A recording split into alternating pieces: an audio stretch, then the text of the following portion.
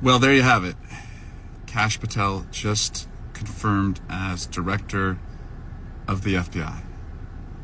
Pretty fucking unbelievable. I mean, the most serious agency in our government. Kash Patel, FBI director.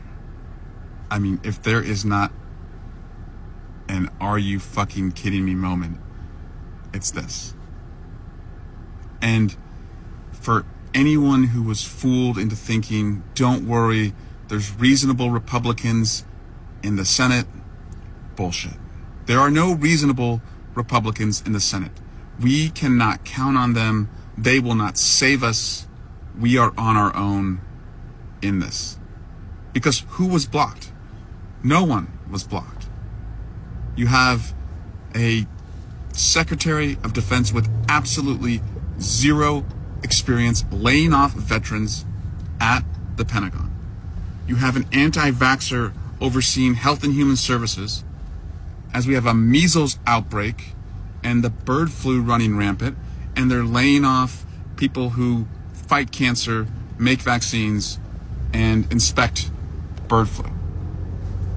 We can't count on any of them. Any of them. So here's what we have to do. In the short term, keep going to the courts and keep supporting individuals and organizations who are fighting in the courts. I want to flag for you Democracy Forward and Democracy Docket is two amazing organizations. Democracy Docket, you probably know through Mark Elias. They are in the courts. They're going after every unconstitutional executive order. They're fighting. They're stalling. It's a speed bump to stop this damage. It's not the long-term solution. I don't need to teach you civics to tell you that once these things are appealed and they make their way to the Court of Appeals and the Supreme Court, it goes to a Supreme Court that said that Donald Trump has absolute immunity. So that's a bit of a problem. But in the near term, right now, those organizations are doing such important work. In the Congress, we have Judicial Task Force. Jamie Raskin is leading one. Joe Neguse is leading one. I'm a part of them. I'm helping them out. They are also supporting these efforts to go to the courts. And the courts are putting pauses and freezes. And sometimes they're unpaused and they're unfrozen. But we have to stop every illegal act wherever we find it. Okay, the courts.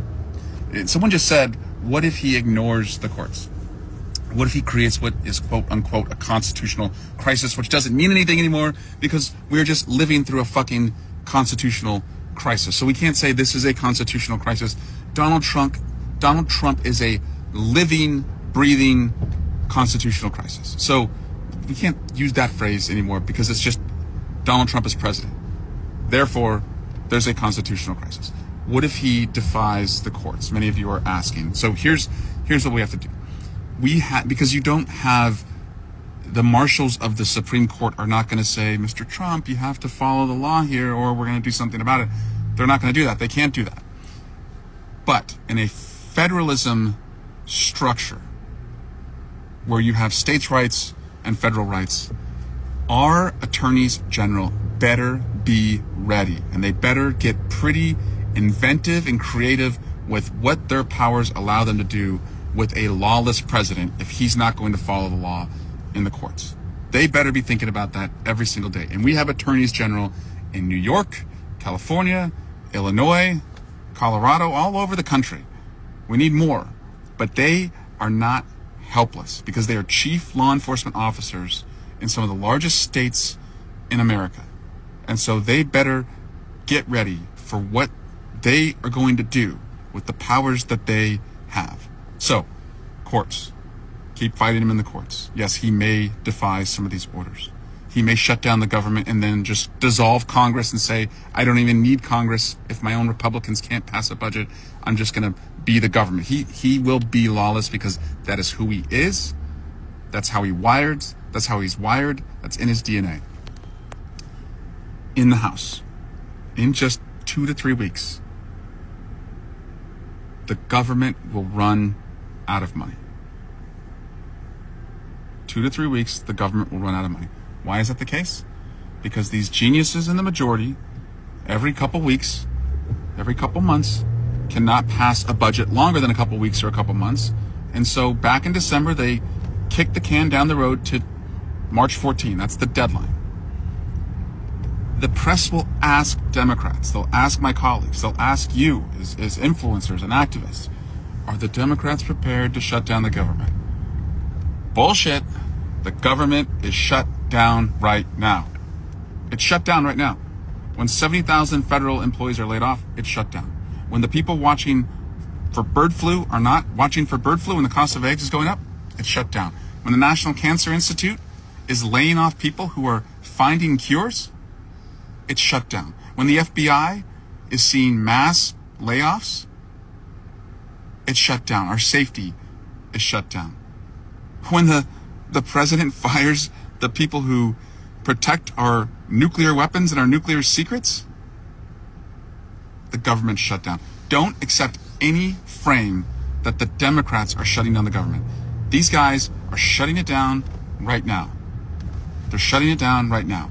The position where we need to be in is, if they can't continue to fund their chaos and madness, and they come to us and say, just like we do every single time, we need your votes, and they do this every single time, because every single budget that I've been a part of in 13 years, the Democrats delivered the votes.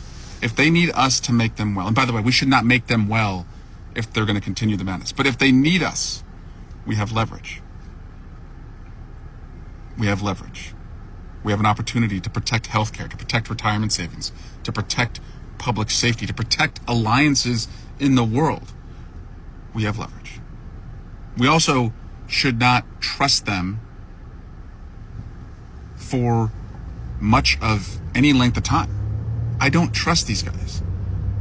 So we are not helpless. You are not helpless. You've been loud. You've been calling us. You've been writing us. You've been texting us.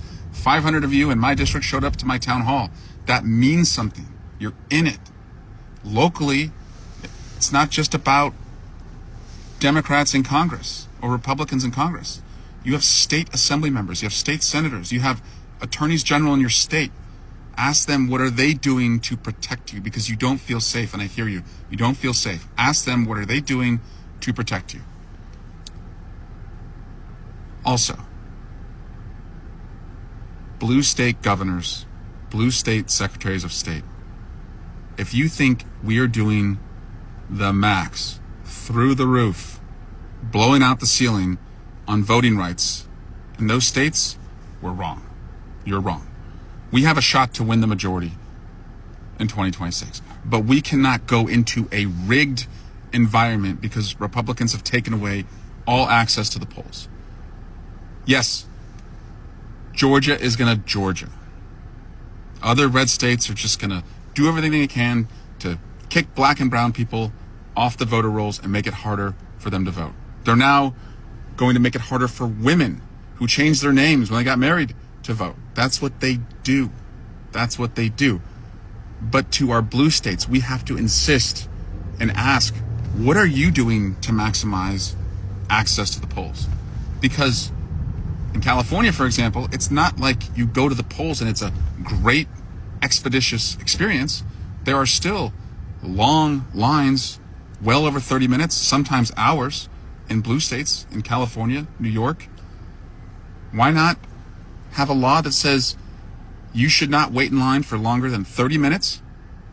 Your pizza should not arrive before you're able to vote if you ordered one. And if you do, the county pays every individual a fine for their time. So let's start getting inventive in our blue states so that we really can inoculate against some of the damage that's going to be done in the red states. We're not helpless, folks. We're not helpless. We can't count on Republicans. They just showed us that in the Senate, but we are not helpless. So I'm fired up. This Kash Patel is going to be at the FBI. And I promise you, a president who would release 1,600 of the most violent people in our country who attacked the Capitol, beat cops, that same president will jail at least 1,600 of his most vocal opponents. And the person who's going to be out there doing that is Kash Patel.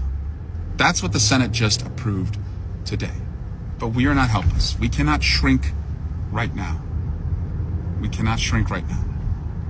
Because they're not shrinking. They're flexing. They're flexing with fake patriotism, a perverted interpretation of what it means to be an American. And they're going after your freedom. They're going after your freedom. So I'm on it. I'm in it. All in it. And you are too. But that's just a little list of some of the things we should be watching, some of the things we should be doing, and the differences we can make in the coming weeks and months. And I just want to tell you, finally, to win the House, we got to warm the waters. Because right now is when people are thinking about whether they're going to run for Congress to flip the hardest seats in America. They're thinking about it right now. And if they don't see a fight in Congress, if they don't see organization and passion in the community, they're going to take a walk. They're going to take a pass. Donald Trump's numbers are coming down. He's in the low 40s today in a Reuters poll. We need to warm the waters with our fight in the Congress and your activism in the community so that they feel like the waters are warm, and all across the country we can win seats, win the House, cut our time in hell in half. I'm up for it. You are too. I'll check back in with you.